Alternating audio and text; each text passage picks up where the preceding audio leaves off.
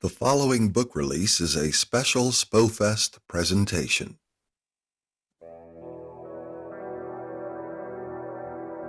Three poets braid their voices into a kingdom of dark matter, speaking in tongues on subjects both modern and mystical. Meat for Tea Press presents Midnight Glossolalia, a collaboration between Scott Ferry, Lillian and Necakov, and Lauren Scharhag.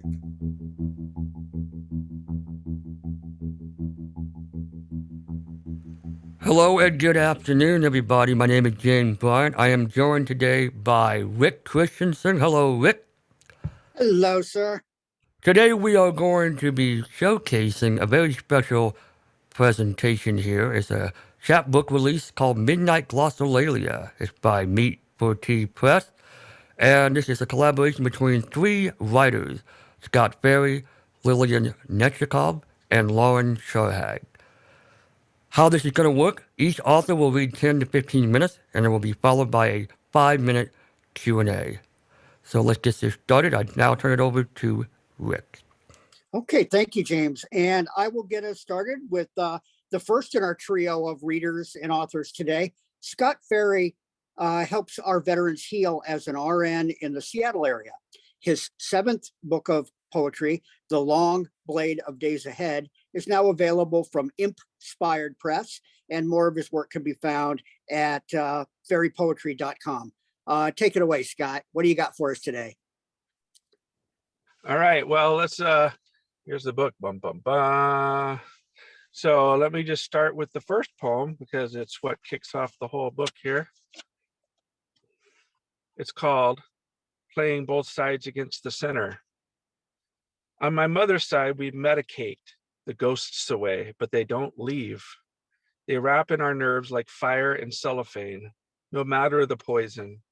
On my father's side, my great aunt said her mother used to talk to her dead father, and this was considered a family talent. As she explained it to me, she has it. I wouldn't be surprised if I did too. Well, yes, I do, even if I try to close all the holes. So thank you, my illustrious ancestors. The ground I walk is open with tidal winds, rifts and voices from either side of time. I have learned to pour the drink into the fissures rather than into my mouth, and grow berry vines and lilacs along the wounds. I have learned to sing to the boneless teeth in the room, and to be reticent as the moon. Don't speak about this. I will tell a joke to cover it. I will deny it. I will pretend to be a working man thing, like my family has taught me. All our bony masks well worn.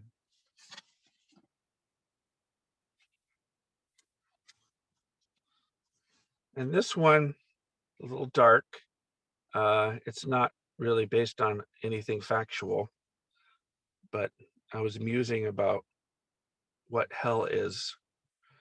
I don't believe in hell, but I know the father who shoots his children while they sleep to rip the most precious things away from his ex-wife in a boil of vengeance, but then looking for an escape sees none but the same flat clank of the hammer on the firing pin against his weeping temple.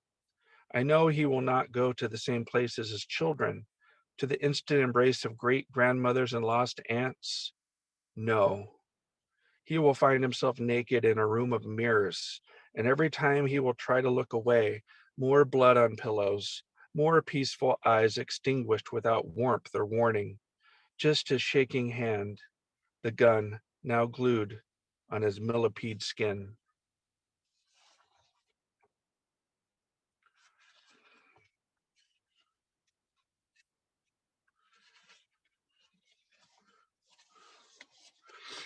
As a child, words can't explain the full whip of static that laps on the screen. I recall eucalyptus smells like leaving.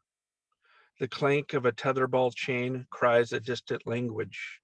The mist in the mornings lasts all day. And the doves hoo, hoo through the pixels like a bomb through ice. And even now as an adult, I don't trust words except for the ones I can dissect or mate. But even then, Nothing but insects, some dead, some still crawling up, into this grown-up poem, a false gift, an approximation of falling, a death twitch before sleep.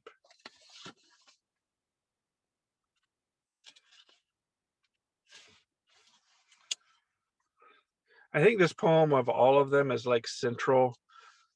It's like the core poem, I think, of my work in this book. I don't know why I knew my coworker would believe all my ghost stories, but she did, and had better ones than me. Growing up on the Navajo reservation, she spoke of skinwalkers, coyotes which crawled into men and scoured the low scruff between ranches, picking off sheep or cats and sliding back into the chaparral as a lost cousin whose body was never found. Or the time she and her sister drove across the red plains at night and saw a hatch open in the sky and a clutch of lights enter and the drawer of black night shut again. And they didn't get anyone to believe them, but I did, because why would she make this up?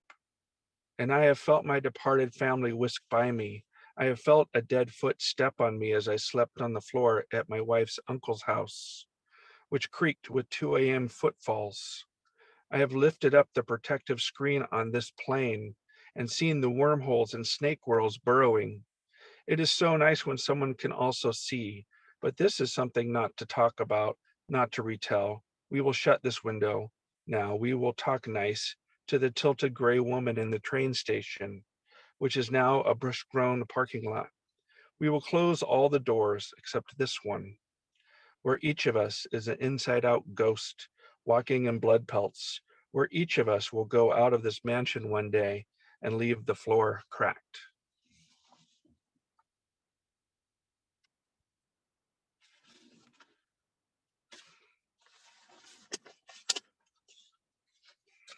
Tonight,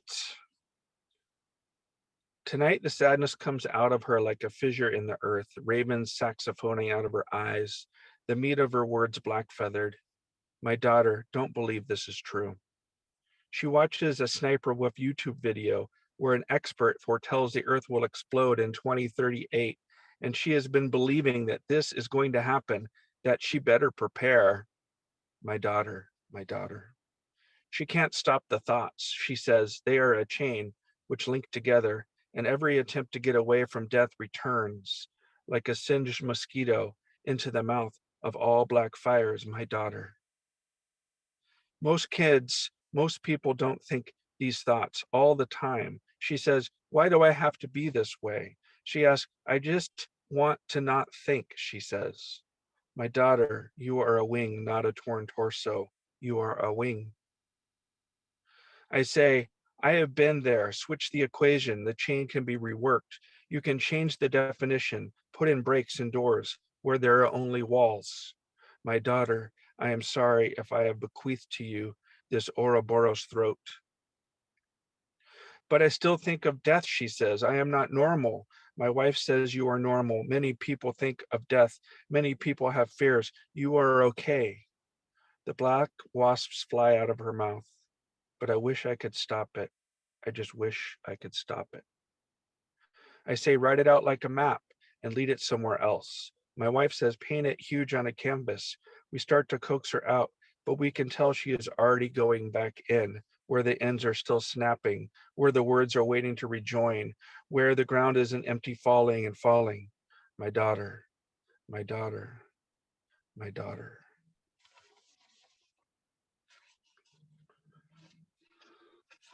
Obviously, that's a hard one to write. She's doing much better, by the way.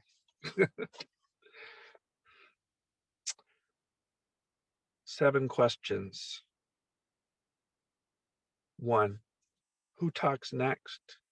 Earthworms, seagulls, moles, motorcycles, memories, vacuums, automatic heart valves, ghosts pretending to be cats. 2. How do I speak to God?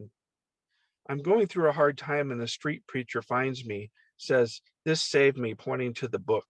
I used to drink. I had cancer in my throat, in my liver, and this brother pulled me out, he says. You are going to make it through some darkness. And he shudders at what he sees. And I think, how can it get darker? Brother, let me pray with you. And he grasps my hands and begins, Lord, Lord, please help us through the night. Please, when his vowels overstep his consonants and the whole sentences slip into an ancient tongue stream, slick down a wet blue flame through his crown like a slack snake snapped tight, and his eyes roll up into his skull, and his hands tremble with each flood, deconstructing and sluicing back into motor words until he re-enters his body light sick, a host drowsed in leth, and he says, thank you, Lord. And he grips my hands like he has given it all to me. And I say, thank you, and try to find a way back into the shadows. 3. How do I know when the ocean doesn't want me? It can't talk. It just shifts and takes away the light. The light is on the face of the waves that are too far out. The fear is too much. I can't see the bottom. And the sky becomes another sea, lightless and fierce. And my small body floats inside a body of seawater. And my watch says, go back. And the moon pulls and is silent. 4. How can I tell they are fireworks and not gunshots? I can't. But I think if they were gunshots, there would be screaming afterward. There would be sirens. So I wait to hear screams or sirens. And if I don't, they are fireworks. And that is how I wait for the end. 5. How do I know it isn't a baby? The mole we find in the grass without blood but limp and neck unstraight, we think our cat dug it up. My wife says, I think it is a baby, and she darkens and sinks into an airless ship, and I see the creature pick it up with a paper towel, set it in the compost bin, and I Google it, and it is a shrew mole, only 5 inches, a tiny platypus with nightmare fingers and a flesh snout.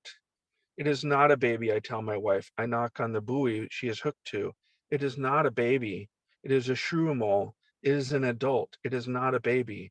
It is now sinking in an airless ship. 6. How do I know she is pregnant? This is college, and she says, I think something is wrong. I ask her again. Yes, she says. I crawl into a movie script, and the lights crack, and I say, we can't do this. We can't. And she is crying, and I say, we can't. And I hold her with fake arms. She is falling down. I am still saying, we can't. When we get to the clinic, she says, they need 2 days to take it out.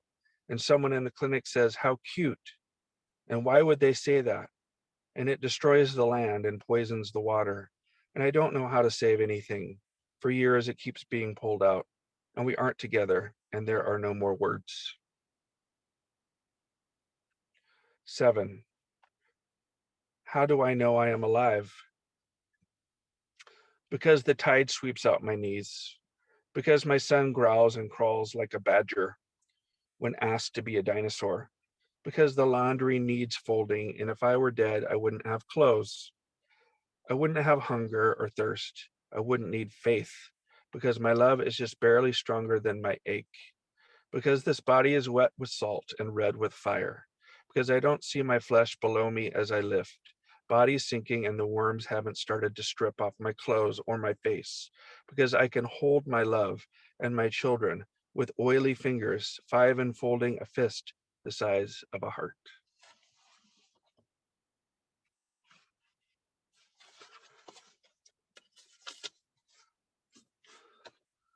When looking through a window at a landscape, there are ways to disassemble the maple and cottonwood, and beyond that, the container cranes, and beyond that, the hills of silt, and beyond that, the silent mantle of salt and sea.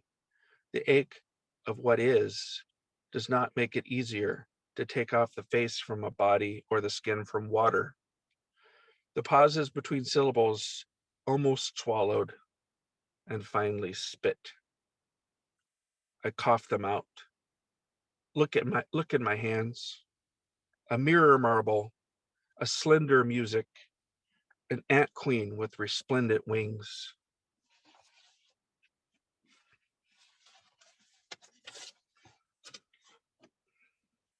My wife's from Guam, so we go to Guam a few times a year, and well, I'll read the poem, but you're supposed to make peace with the ghosts of the ancestors before you go anywhere, especially into the jungle. In Guam, they say the ancestors guard the jungle from the vines of the say this correctly, Tangatangan trees. They say if you wish to enter their villages, you must ask permission by speaking in the native Chamorro. Please, grandmother, grandfather, can we pass your land? They say if you don't, an unexplained bruise on your wrist the shape of a hand may appear the next day, or a handprint on your chest, or a half grip around your neck. The Tautamonas will steal your children in a rush of webs and purple kang flowers along the limestone quiet. They say, do not take pictures because the inside of your body will spill into a film, or you may misstep into a sunken cave, a wet rot of fruit bats gaining favor of your meat, a monitor lizard sliding next to your immobile flesh, an orange-legged Aragopi spider stringing your nerves along trade winds, ancient sea currents triangulated with stars. Then the wild dogs will find you, the ones heavy with milk and slick with need. Don't go near the laddiestones or the paintings or the coconut crabs, the constellations or the threads of silk, tying time through eyes of ghosts with hot breath and gripping fists. Don't forget to ask permission to the grandmothers and grandfathers because they have windy fingers which reach.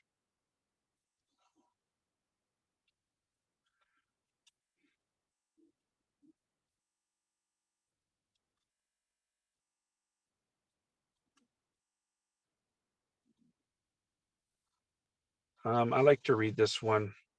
It's a little risque, but I think it's kind of fun in its own way. Dry Dream. I wake up one morning with my mental cereal in the fridge and my milk in the cupboard. My penis holds up my glasses and my eyes gauze in prayer. I have already began to slip, worms in mouths and tongues on hooks. The arrhythmias have foretold it all along. If I flip it along the Purkinje fibers, the heart becomes an insular sun. Don't forget to clean up the semen on the catastrophes. I haven't even come yet and I'm already asleep. So the changes have begun, crow claw on vinyl, and Thelonious twinkles through the tinkle. I don't reason this is a slack-kneed prophecy, that this is a foreskin lantern of lost gods.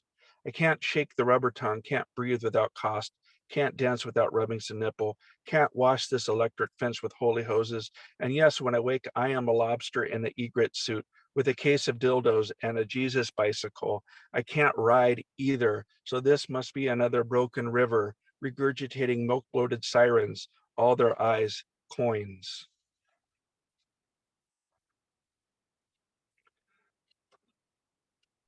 All right, maybe one more.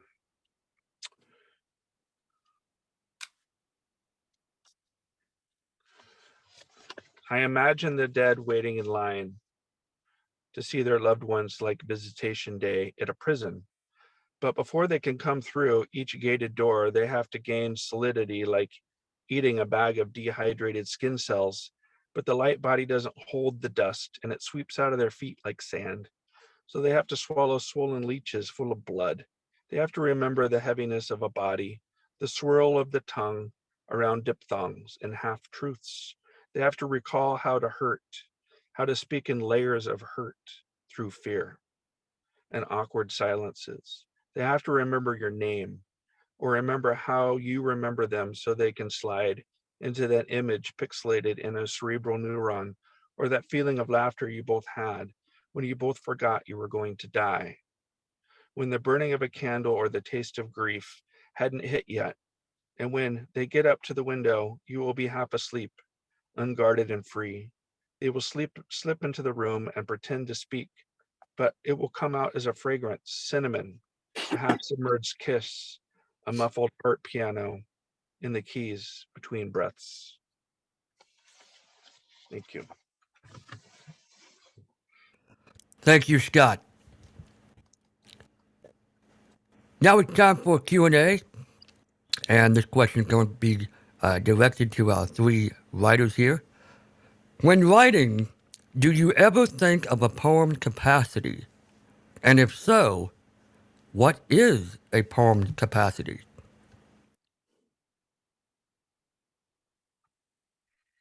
I don't really. Sorry, go ahead, Scott. You're going to answer. Sorry. Go ahead. I'll make mine short. I don't really think of the capacity. I kind of have an idea where it's going sometimes, but don't. A lot of times I don't. I feel like a lot of it can be, the capacity of it can be determined by the ending. Like you can have tons of stuff in a poem. If the ending doesn't bring it together, it's not going to have the same weight. So if you have an ending that ties it together, then it almost makes it have more capacity or hold more of whatever you're bringing in, and it can be really loose. And if you have a tight ending, then for some reason it, like I said, it holds more water. That's my answer. Cool. I was just going to say that for me, it's not really a conscious thing.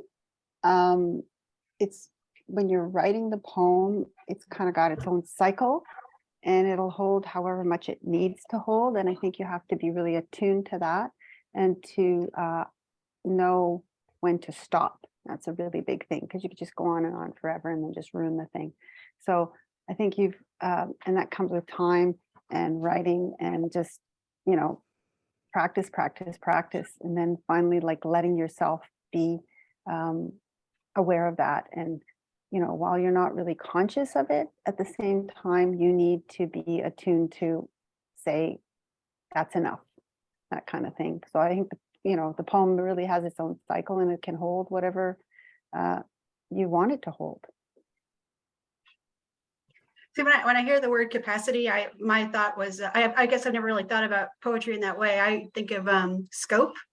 So, you know, kind of like what Scott was saying, where, you know, in that the poem can be far reaching, or it could be something very focused and narrow, I think. And this question makes me think when I was in college, I had a professor who said that poetry either takes something very mundane and elevates it, or it takes something very complex and makes it accessible. And so I kind of always think about poetry in terms of, like, the capacity or scope, as in, are we looking at something small and trying to make that into some universal experience, or are we trying to take some, you know, something more esoteric and bring it down to earth? So I guess connectivity, I guess for me, is one of, you know, accessibility, connectivity, finding common ground. Those are the things that I think about when I'm working on a poem. Oh, good answer. Thank you. I've got a second question I'd like to ask you guys.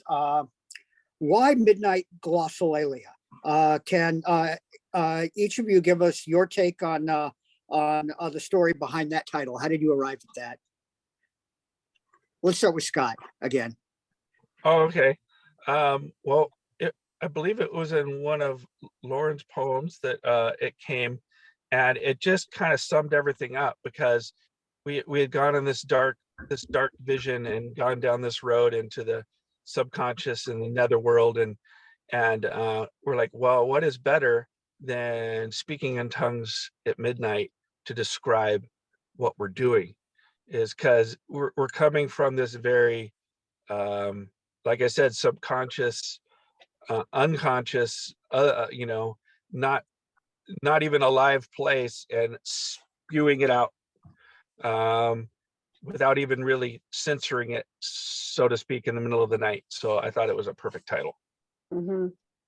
Yeah, I think that, like, our collaboration really found a home in that title. It was indeed from Lauren's poem Night Terrors, a line from that. And I was actually thinking about that a lot, and today, because I was like, oh, okay, well, that's a really good question. So I thought, let me look up glossolalia, and it says it's the tongue moves in many cases without the conscious, what Scott had just mentioned, conscious control of the speaker. So in many ways, I felt like when I was working on this, and I think that we kind of talked about this, that we all kind of felt that it was almost like our ancestors were speaking through us and we were speaking for them. So that was just like, as I said, that, you know, our collaboration, definitely. We couldn't have thought of a better title, and it just fit perfectly. Yeah, I agree with everything that they just said. And I would just also add, for me, I don't know kind of where everybody else stands on religion, but for me, glossolalia, I always think of speaking in tongues, like in charismatic branches of Christianity. And so for me, it was also channeling the divine. I wrote a poem a while back called Akerpoieta, which is the act of creating icons where you allow God to work through you, so your hands almost aren't your hands anymore, but God's. And that poem is not in this collection, but I feel like it was a precursor to this collection, where I feel like I'm channeling something and just letting it run through me. But also, is it God? Is it the subconscious? A little bit of both, maybe. Very cool. And I wrote the poem Night Terrors because I actually experienced night terrors. And a lot of times you don't remember what the night terror was, why you wake up screaming, you don't know. And so it's kind of like, I feel like it's kind of like speaking in tongues. Okay, fantastic. Good answers, guys. Thank you so much. Okay, we're going to get right back into some reading. The next poet we've got reading for us tonight in our rotation is Lillian and Necakov. She's the author of many chapbooks, as well as the full-length collections Elvirus from Anvil Press, Hooligans from Mansfield Press, The Bone Broker from Mansfield Press, Hat Trick from Exile Editions, Polaroids from Coach House Books, and The Sickbed of Dogs from Woolsack and Wynn. Her new book, and I love this title, Duck Eats Yeast, Quacks, Explodes, Man Loses Eye. That may be the best book title I've ever heard, maybe even better than Midnight Glossolalia. And it is forthcoming in May, or may already be out here from Guernica Editions. And Lillian lives in Toronto, Canada. What are you going to read for us today, Lillian? Awesome, thank you. So I'm obviously reading from Midnight Glossolalia. I'm going to read my first poem in the collection as well. So this one's called What My Father Wrote, He Wrote on My Brother's Skin. The world ended where our driveway met the daffodils. I remember years of darkness, barely a light bulb or two, dirty laundry, and my brother setting botched fires. Sometimes my father's ache was a fist, sometimes a Chevrolet. My brother the river he bled, and I just a tiny hollow-boned sparrow, unable to call out for mercy. A broken mouth, the moment sound scattered. My father busting out of himself, jawbone, kidney, breathe. Oil, puddles of milk, a life before this life, cancer, everything I can't tell you. Maybe that's how history is made. Maybe the house grew into a memory hole, an entry wound that swallowed back all our orphaned parts. Maybe nothing was far-fetched. Maybe by spell or by song, a church could grow between the stitches. Maybe the body could hex itself out of heredity. We counted it in dog years. 1, much less harrowing than 7, the length of time she tried with magic, too weak to save us. The sad steps of my ghost mother as she moved from room to room, gifting us honey, coins, water, and a pair of finches, bantam ruby hearts, one each with which to begin again.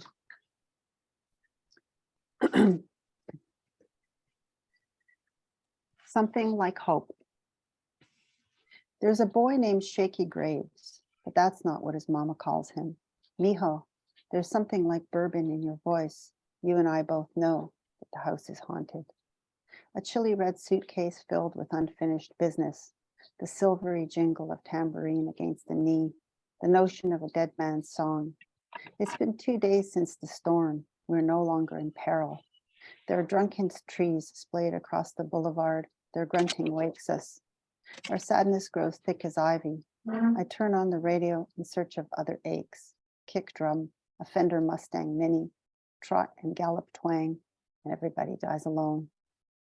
A Texas bluegrass sky opens like a riddle, something beautiful at the bottom of the storm ditch, spring's end, the world laced in wisteria. Woody Guthrie afternoon aboard the John Lennon bus, garage folk, rock and roll, billiard blues, something like whiskey on our breath, something like desire. There's a line around the block, might be days or even years before we're back in our own skin, but that's okay, because there is a sweet madness in the twirl of time. There's a small girl carrying her own skeleton, singing Canciones de su Madre with something like hope in her voice.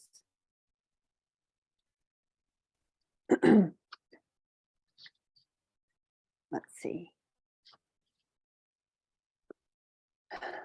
The Devil's Darning Needles. Lately, I've been pulling out my talking board, closer to the end of my life than its beginning. I have so many questions. In the 6 short years I spent with my mother, I asked her nothing. Each question, a small life of its own, splitting and dividing along the mitotic spindle, budding into an inquisition of daughters and granddaughters. My elder women are all gone. I see them on occasion assembling at dusk in the tops of plum trees, a menagerie of dark travelers.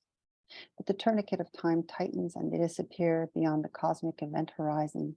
The seance done, the universe expands. We are gravitationally unbound, stretched further and further apart, leaving everything unanswered.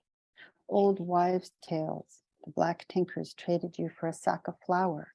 When the bread is baked, they will return for you. Hush, sleep, winter is coming. Her name is Babaroga. Don't tell lies. Dragonflies are the devil's darning needles. They will sew your mouth shut. Wild geese will rob you of your shadow. Told to us in cobblestone courtyards where I imagined each block as a tiny grave where my real people were buried. My provenance is a theoretical biology, a wild number, Collat's conjecture, a chaos of magic roots. I see infinite possibility in the way foxglove bends and jostles in the ornateness of afternoon. The body quivers with questions. Is my need for constant forward motion a jinx? Are the letters of my genetic alphabet pleated with nettle, straw, and horsehair? Will the anatomist find charcoal, tea leaves, and iron? My elder women are all gone. I see their flounced skirts on occasion, rippling, shimmering, golden beads and shells, their crowns covered in diclo, the sweet smell of cigarettes, handkerchiefs bursting with salt bread. Divano, I ask, Gaji? The light shines away. Their face is nothing more than a clan of dandelions holding back the stars.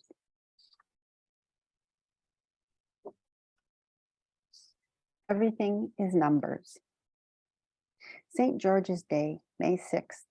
It's humid and all the yards need mowing. Already the 126th day of the year, 127th in years that leap.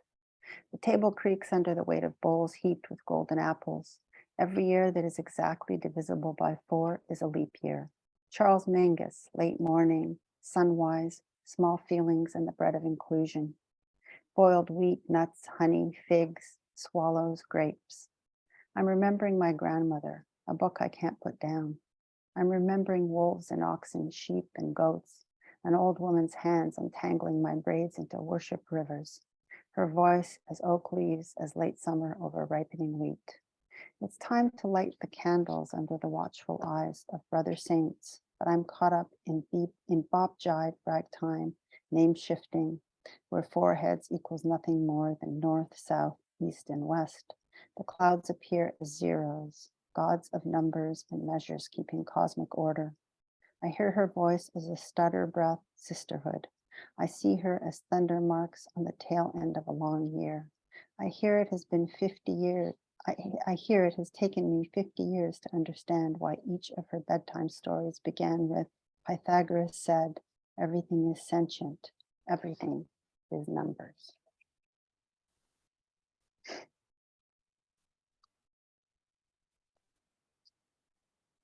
I think this is one of my favorite poems in the book, and it's in response to Scott Tina's poem.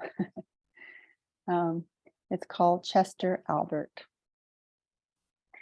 Every great memory starts with cereal and cartoons, the refrigerator, fridge, icebox, chiller. Bugs Bunny, Fred and Wilma, Dino, Captain Crunch, Fruit Loops, sometimes for lunch. This morning, my head is a passenger along for the ride. I'm told there are 100 billion nerves, trillions of synapses, or maybe I already knew that. Maybe I was married to a library for 39 years. The rain around here smells like piss. Some guy on the radio says he wants to grow a jazz spot. Middle name was Fear. I hear it in ugly beauty, Epistrophe in ruby. My dear, the forecast says it's going to hit 30 degrees. I pray to Anders Celsius, Swedish astronomer. I pray that the sidewalk doesn't melt. I have a stamp with his face on it, issued in 1982. I have a scar that looks like Fahrenheit. The milk is as cold as a bone I once found in the snow. This day is already failing me. I call my refrigerator Chester, but mostly Albert. In the century before the 19th century, people collected ice in the winter, salted it, and wrapped it in flannel. My flannel shirt is my backyard, my confessional, and my witness. Albert Einstein and Leo Szilard patented the Einstein refrigerator. I have patented nothing.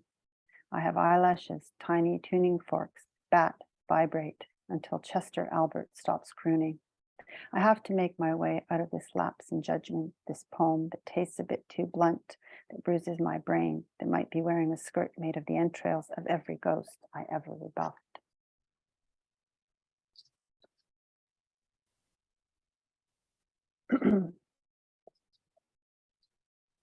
Space is a long, long time.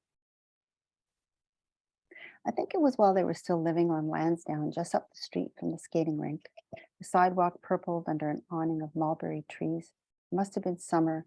I could hear Connie chanting, "You walk and you walk and you walk and you stop," from the dappled shade of the Kentucky coffee trees. She was about 6. Her father, John, and I on the stoop, a funny little fan club, Frank Zappa in the background singing, "But space is a long, long time." And I believed her, believed that you could just stop, but you can't. There are teeth and lips and blades of grass and hate and sausages bubble popping in the fry pan and Werner Herzog walking in ice for 21 days and Patsy Cline long, long past the midnight of this poem. Sea swirl and the resistance of garbage bins against needing hands. Johnny Cash is a bullet made of books and soft brass over Old Hickory Lake, an ear pressed to the asphalt where happiness lives.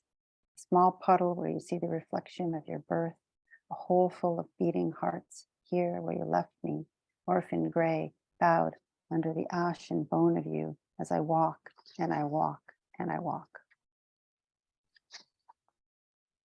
And I think the last one I'm going to read is called Campfire Tango. For the last few days, we've been eating tomato sandwiches. Heat, cruel nights, days blistering the wings off anything that flies, the sun sleepwalking across the backs of infernal balconies. We don't touch skin to skin, a binary star, 2 luminous bodies orbiting each other like a campfire tango measured in Kelvin.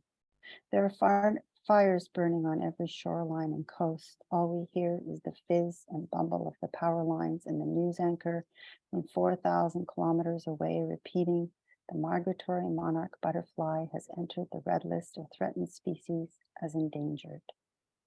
Yesterday, the sun finally set down her head, soft as butter, and I walk near the lake, shepherded by a single monarch.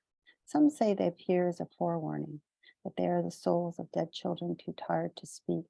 Tula warriors painted their likeness onto breastplates as proof of eternal youth, and ancient Celts believed they were the silvery scars of their mistakes.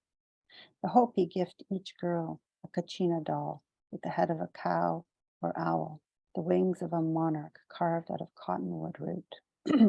Cloud white hair, blue heart, scooped out to fit the spirit of a small crow, to bring rain, to whisper back the restlessness of imaginary meadows, close the wounds like tired eyes. Some call it witchcraft, voodoo, black magic. I think we have taken a wrong turn, no longer feel the water in which we swim. The hyacinth bows her head away from us. The rosehip moves bitter across our tongues. I call it homesickness. The fiddleheads unfurling their fronds, and everyone in heaven is tired.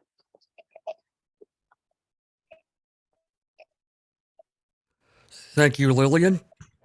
A few more questions for our writers. We'll start with you, Lillian. How do you use darkness in writing? How do you use darkness in your writing?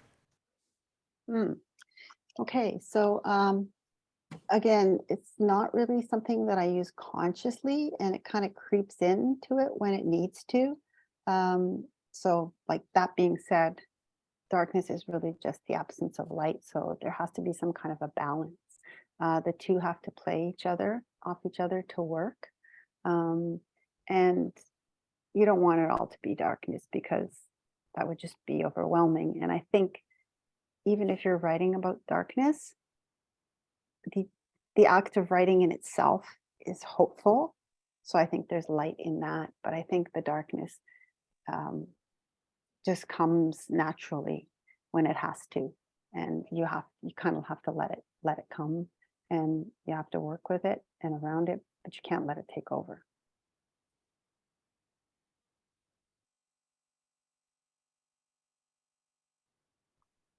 For me, I think for me, darkness kind of comes naturally, maybe too naturally. So I actually have to be very conscious of my use of darkness in my work, and I have to usually dial it back a little bit. I think dark and intense is my default setting, and so and again, I know that about myself. So sometimes it's good, because I think it's a strength in that it allows you to tackle subjects that other writers may not, that they might shy away from. But like I said, but then I'll write something and then it'll undergo a few revisions, because I'm like, okay, we need to lighten this up a little bit. So that's kind of that's how I deal with darkness in my writing. Or like I said, I don't consciously do it. That's just who I am. I think for me, it's really necessary in writing, kind of like in life. I think in this culture, we're not really allowed to grieve. We're not really allowed to be in a dark place. And so to use that darkness in your writing and having to go through things that are necessary to go through is very important. You can't just pretend that you're okay when you're not. So it's something that needs to be a very big part of everybody's life in balance, and not to be running away from it in yourself. And a lot of people do that using substances or whatever it is, and we kind of like have our darkness when we watch TV and oh, let's watch the the Walking Dead or something, and then I can get my darkness out without having to deal with my own problems. So I don't know. I'm kind of rambling, but darkness is a huge part of my writing, but it also, like Lillian said, you have to temper it with hope. And Yeah. So there's my take on it. Okay. Well, speaking of darkness, guys, there's an old saying that if you try to get poets to do anything is like herding cats. So I wanted to ask each of you to describe your experience with this collaboration between poets for this project. I'll start with you, Lauren. Oh, this was terrific. Yeah, these Scott and Lillian are like literally the only two people who I would have said yes to a collaboration to. And I've had not great experiences before with collaborating. So I'm completely serious when I say that. So when Scott approached us last spring and asked if we wanted to work on a book of poetry together, I was like, oh, yeah. And the funny thing is that I wasn't even, I was thinking about kind of taking a hiatus. So again, the only people that that stood between me and that. So so it was great. And I think we were just kind of I think it was a perfect union, honestly. Everybody was good about getting their pieces done. We got it done really fast, because we started last April, and then we were done by September. So Wow. we were cranking them out. And yeah, I just think we just hit this really, really good groove where somebody would write a poem, and then the other two would respond, and we just kept it going. So so it was really a really great experience. Lillian, Scott? Sure, I'd agree. Like for me, it was like energizing and freeing, and it was so inspiring, and it was great because we had, I felt like we were having this really open discourse about really personal things in our work, and it was fantastic to be sharing it with them, because I think we also share a lot of the same sensibilities, and so we came to the project with similar kind of, I guess, sensibilities, feelings, ideas, and it was a fantastic experience for me. And I've said this before, but I felt really comfortable and safe, and it gave me the opportunity to say things that I might not have said on my own, and the courage to do so. And they're both very supportive, and just like, yeah, it was just such a really warm and wonderful experience. And I think the work that came out of it, for me anyway, was quite different and quite very, very personal, but just very different work that I might not have done on my own. So really grateful for the both of them.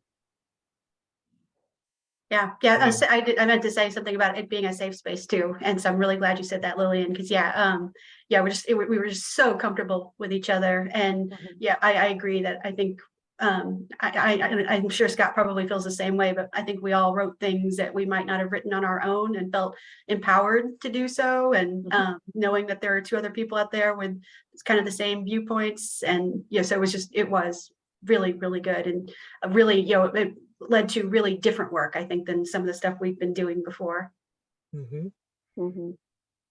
Well, for me, I mean, I was the one that kind of got this emotion because I saw other people doing collaborations, and I'm like, oh my God, I know that the two people I thought of each of you separately. I'm like, wait, let's do it together, because there's no way I can just do it with one of them, because they're both so awesome. So, because I knew each of you separately, and you didn't really know of each other, and then I think you started reading each other's poetry and being like, oh wow, look at this person.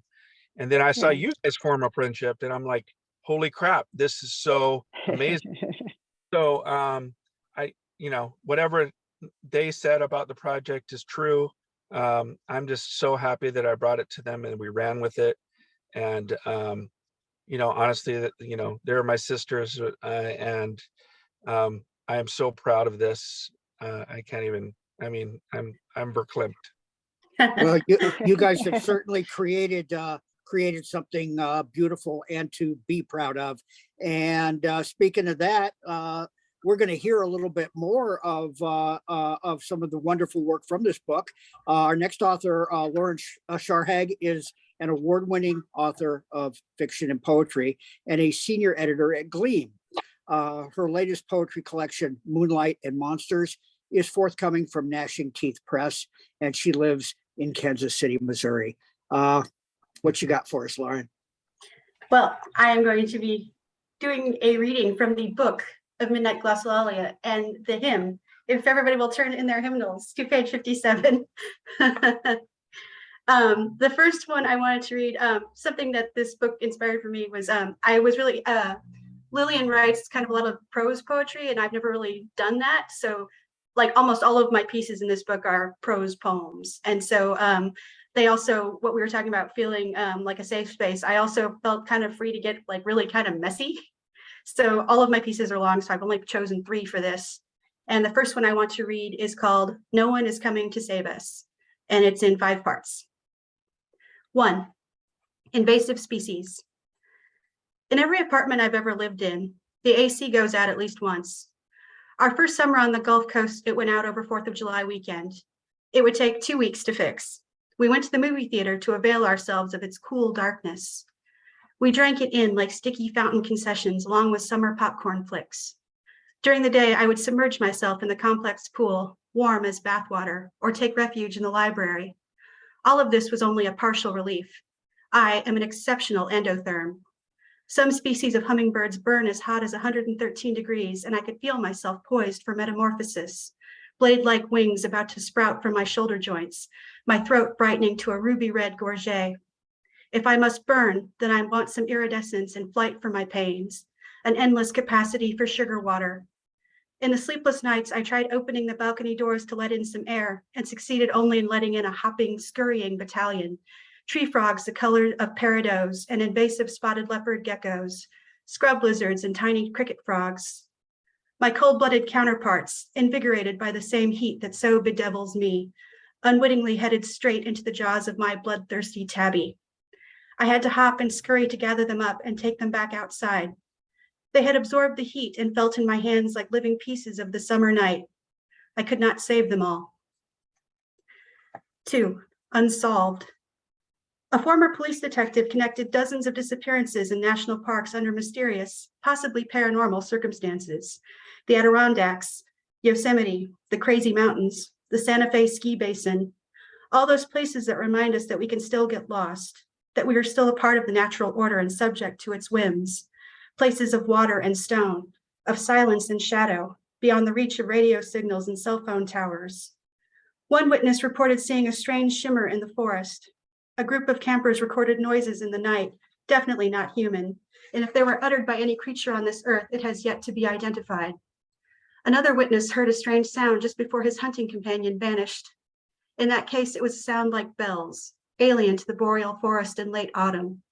Sometimes bodies are found, a scatter of remnants like a pair of boots, an empty kayak floating along the Colorado River. Alien involvement is strongly hinted at, cryptids, portals to other dimensions.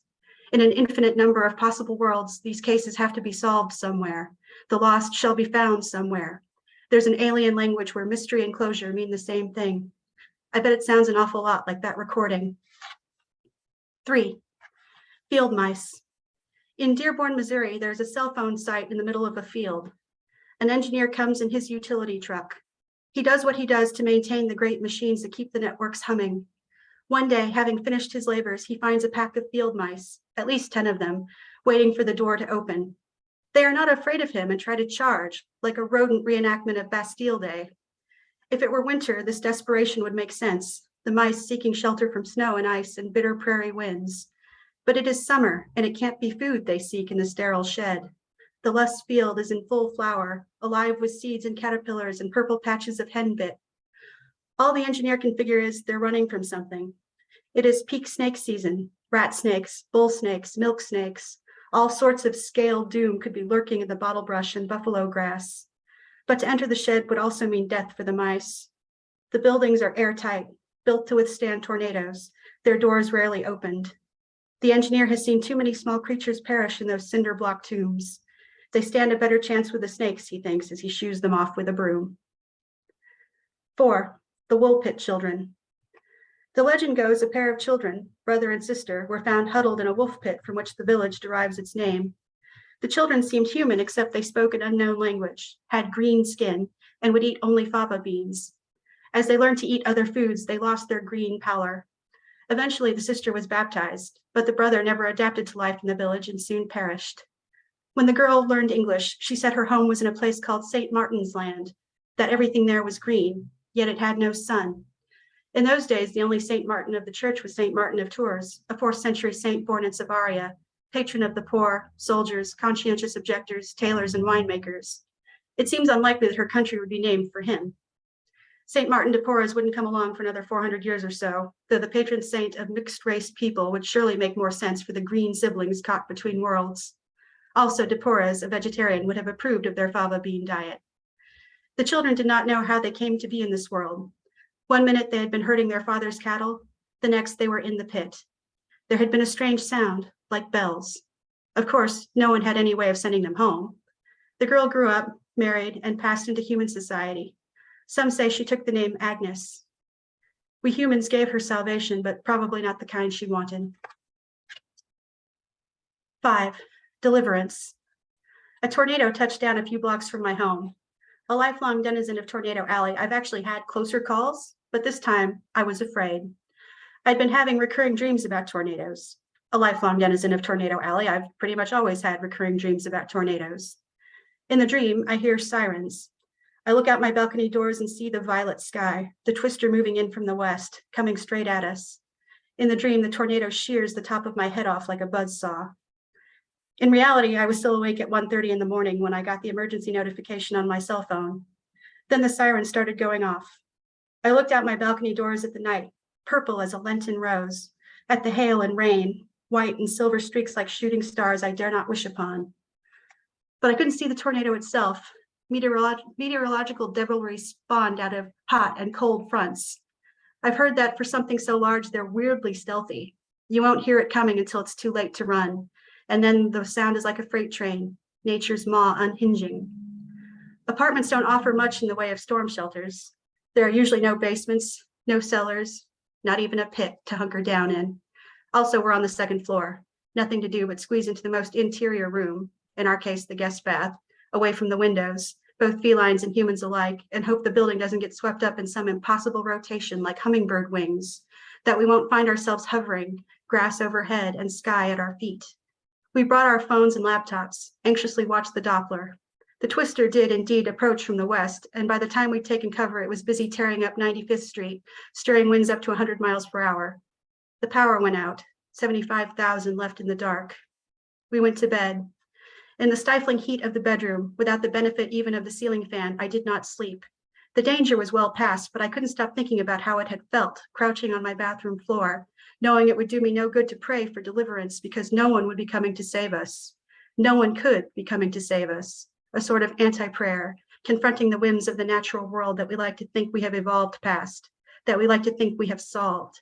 If in the howling night a door had opened, I might have stormed it, not knowing where it might lead or who might be guarding its threshold. Maybe the top of my head coming off is the egress I am subconsciously praying for, the escape hatch through which I could choose to vanish, to shed this skin, to depart this world, to save myself. What awaits me might be a wolf pit, an emerald city, a terrible tolling of bells.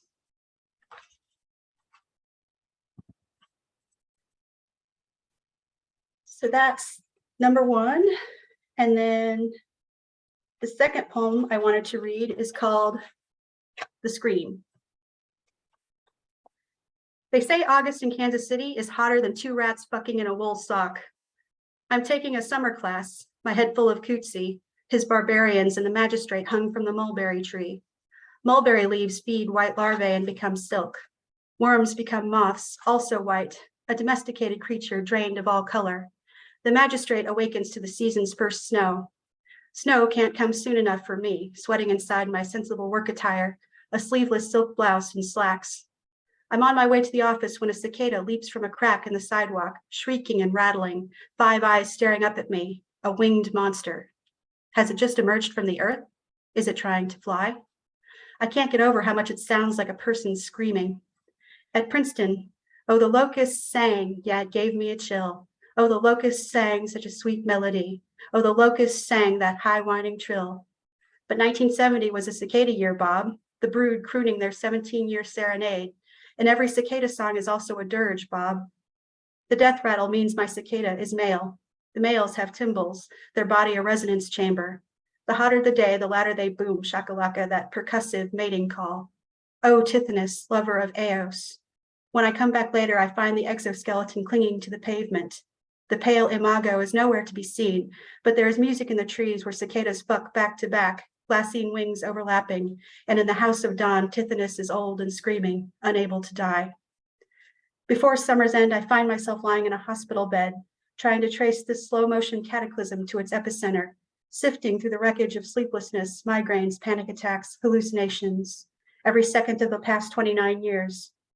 Here are the ghost scents from the infernal to the sublime: garbage, rotten meat, burning hair, spearmint, lilac, my grandmother's perfume.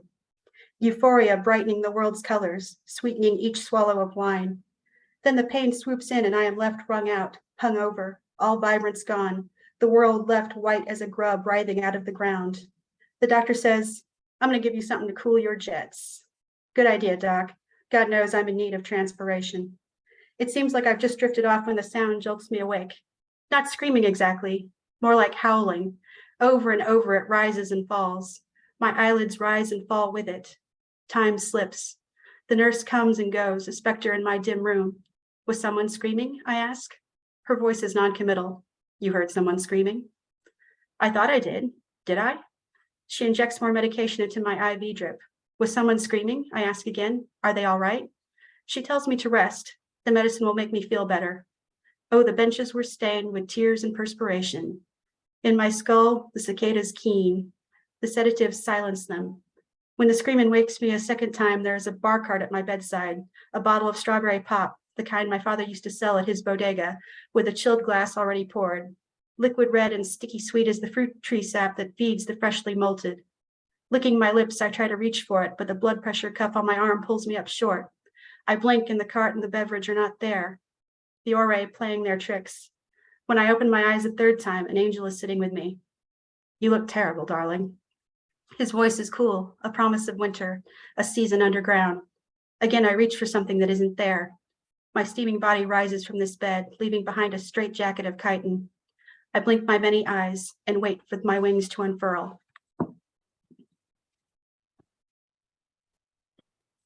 And then the last piece I want to read is actually just a fragment of a poem. I wrote a 7-part poem called The All Color, and it's based on the 7 main chakra points based on Kundalini meditation. And so this is part number 5, the throat chakra. My choker, the blue of heaven. The snake assures me forbidden fruit is nothing. Here are the branches of the world tree, the dangling noose. I come away with my neck contused. This is the point of departure and returns, the old anthropoid magic of gab. In the beginning was the word, and I natter truth and lies. Like Odin, we return with a scatter of runes, a game of cosmic telephone. They say when you have fully roused Kundalini inside you, your voice becomes pitch perfect. Daughter of a voice, utterer of divine will. In my visions, I see Vishnu, blue as a skyvine flower, slumbering on the coiled serpent of time, drifting along the ocean of milk. I wake him up too, and we rise, past beds of asters and hyacinth, periwinkle and lobelia. Morning glories follow, mounting the scaffold of my spine, reaching for us as we soar above rooftops, above giant sequoias and yellow moranti. We pass nests with clutches of turquoise eggs. Blue shells protect chicks from ultraviolet light. Blue shells like a sign against the evil eye, warding off brood parasites. We fly straight into God's azure maw, bodies absorbed into cumulonimbus spires to be reborn as shards. Remember the year of the ice storm? The city was an ice queenscape, dark and light at the same time. They declared it a federal disaster area. Power lines arced, hissing like snakes, sparking blue lightning. They illuminated the trees, turning their crystal branches to sapphires. Winter groves sketched rune-like shadows on the white fields. I could never interpret them. In the powerless days, we bundled up in sweaters and blankets and played cards by candlelight. I saw our fortunes in spades and hearts.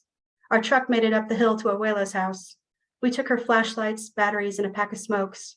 She had already taken the meat and milk from the fridge, moved them outside into snowdrifts. The blue pilot light from her old furnace was still going, a single forget-me-not standing against the long night. At dawn, dozens of homeless would be found frozen, dead and blue. Years later, in a place without snow, I got stuck in a traffic jam. Some homeless people had pitched their tents by the side of the highway, and the police had come, the boys in blue, cruisers blocking 2 lanes, blue-red lights a slow dervish. We had seen the homeless people in town pushing their worldly possessions in shopping carts. Even their dog rode in one. The people had already been taken away, and some cops had stayed behind to pack up their stuff. To the officers' credit, they were being respectful, boxing the items up carefully, loading them into their trunks. The next day, when I drove by that same spot, there were some scraps of cardboard left behind. Roadside divination, its arcana of gravel and tire tracks. I never could see what happened to those people and their dog. I wonder if they were taken to a shelter, or at least closer to whatever destination they were trying to reach. The sky above, a turquoise eggshell protecting us only up to the point of hatching. Heaven is blue, but only briefly. Then you reach the infinite, transcend seasons, transcend the hours, travel light. In the end, we are only our souls, and our souls are thoughts, and our thoughts are words. We are made of words. The word made us. We speak and pray and swear and sing. Thank you. Thank you, Lauren. A few more questions. It's been very enjoyable listening to each of your writings this afternoon. So the next question I want to ask, and we'll start with Scott. What part of the poetry writing process do you enjoy the most? I think just I get this feeling that I need to write about something. It just kind of keeps bugging me. Like this morning, my son said something to the effect of, "Look, the sun is rising," and I knew that I had to write a poem about it. And it's that kind of feeling of birth about to happen, and then the brain starts making connections as to how this can become a poem, and it kind of starts linking.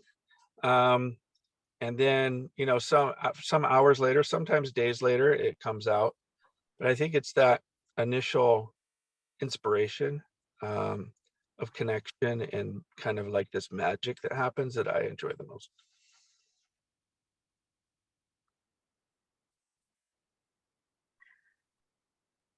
I would agree that the moment of inspiration is one of my favorite parts too. But for me, I like the fact that poetry is like a series of revelations. So I like that constant. I like, well, not constant, but I like the you know, the moment where you have that inspiration. To me, always feels like a lock and the tumbler's turning in my head, and then when you start writing it, and you know, for me, I usually write a bunch of stuff down, kind of like a word vomit, just blah, get it all out, all the images in my head out.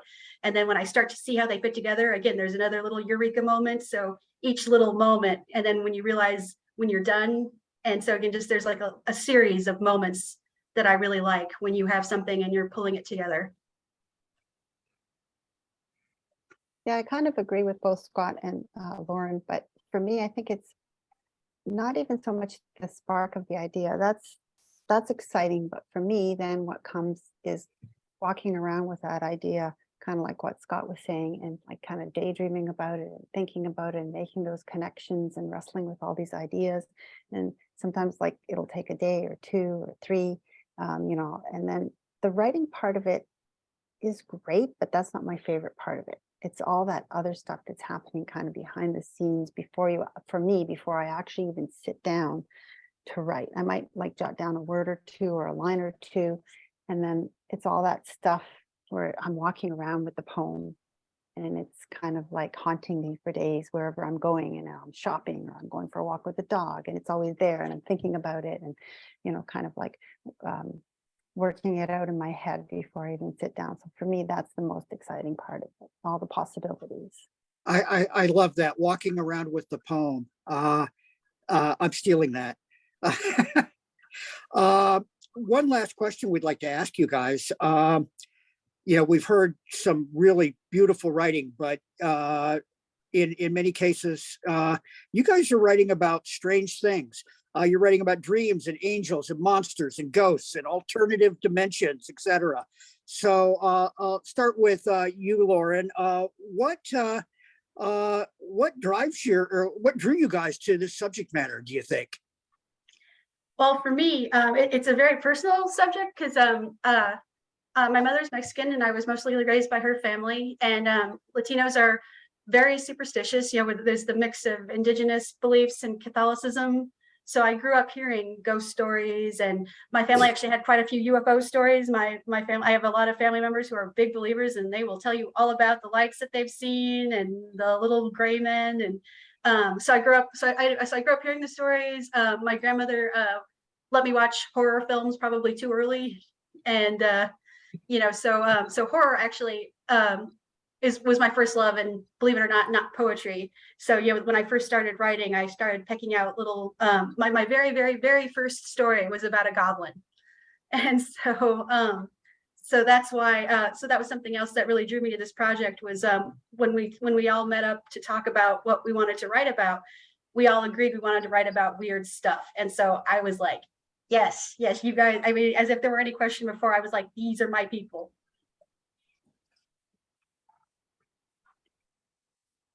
Yeah, I was kind of like, you know, much like Lauren, like my background is from the former Yugoslavia, and there's lots of folklore and stories and stuff to do with the, you know, because we had a large population of Romani people there. So there's all kinds of lore and stories and history there. And, you know, I kind of like wanted to kind of really revisit that stuff from my childhood, those stories and those, you know, tales and ideas. And I've been thinking lately a lot about, you know, I guess maybe that comes with age, like, you know, our place here and our ancestors and where we came from, and, you know, what we, you know, how we kind of hold that. And also the idea of kind of, because I wasn't really brought up as a religious person, but really thinking about religion and its place in my life, and how to reconcile that with sort of my, you know, interest in science and all those things. And so all those things kind of came together for me in this collaboration. And when Scott suggested it and we discussed the ideas, I thought, yeah, this is just right up my alley right now, because also there's a lot of, I think, from all of us, I think there's a lot of scientific kind of inquiry in the book as well. So that was exciting. So yeah, that's where I kind of I'm coming from. For me, I always kind of thought I was a little bit strange and a little bit psychic, even from a young age. And so I was just really into the subject matter because I could feel things I think that other people couldn't feel. And so I'm like, what the heck is going on here? So at one point in my, I'd say early 20s, I got a call from a great aunt that I didn't know much of my father's side. And she told me stories of my family and of how there is a direct line of very psychic people on my father's side going back generations, and how that I'd have discussions with dead people like it was nothing. And I'm like, oh well, okay, this makes a little more sense, because I never knew any of that. And so I've been having to grapple with this weirdness my whole life. So I write a lot about ghosts and about other dimensions, because I feel like that I've kind of been there a few times, and I feel a little bit proud being weird. So I knew that these guys would also really enjoy jumping into that, and I knew both of them. I've read their writing, so I'm like, let's do this thing. Well, you guys managed to take your weirdness and create a volume that is going to edify an awful lot of people. So hats off to weirdness, because if this is what we get out of it, then I say more of it. Fantastic. Thank you so much, guys. Thank you. James, what have we Thank got you. tonight? Well, yeah, I'm going to add to that. Yeah, weirdness is good.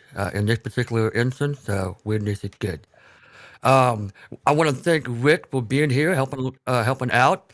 I also want to thank our writers this evening, Scott Ferry, Lillian, Necakov, and Lauren Scharhag. I would also like to thank T.A. Niles for the wonderful voiceover work, and OIC Studios for providing the royalty-free music.